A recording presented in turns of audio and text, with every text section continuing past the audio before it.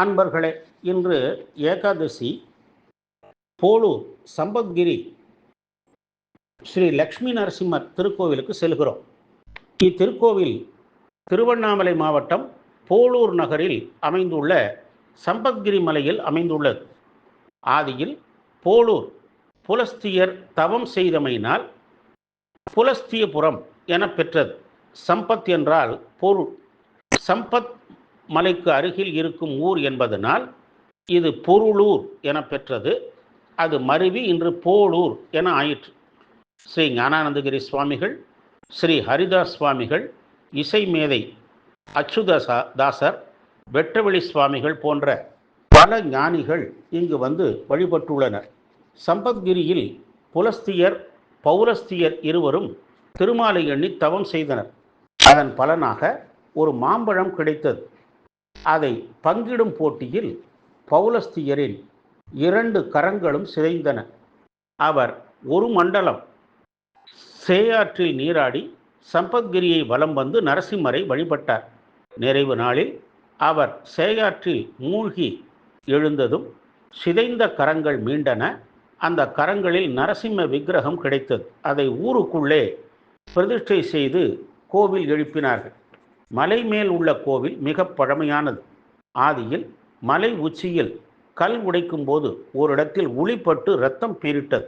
அப்போது ஊரில் உள்ள மகான் ஒருவர் கனவில் நரசிம்மர் தோன்றி மலைக்கு மேல் லக்ஷ்மி நரசிம்மராக தாம் உள்ளதை கூறினார். விஷயம் அறிந்து மக்கள் மலை மேல் லக்ஷ்மி நரசிம்மருக்கு ஆலயம் எழுப்பினர். பொய்சால மன்னர்களும் விஜயநகர அரசர்களும் இந்த கோவிலில் திருப்பணிகள் செய்துள்ளனர்.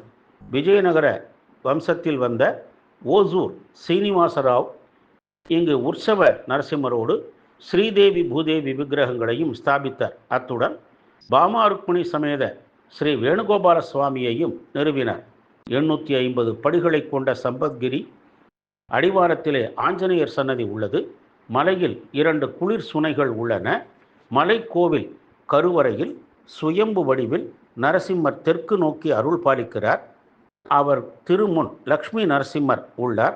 வலப்புறம் கனகவல்லி தாயாருக்கு தனி சன்னதி உள்ளது.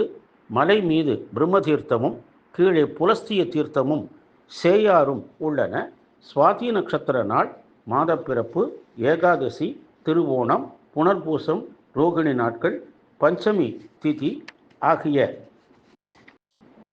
நாட்களில் அதிகாலை 4:30 மணிக்கே மலைக்கோவில் லக்ஷ்மி நரசிம்மருக்கு திருமஞ்சனம் நடைபெறும்.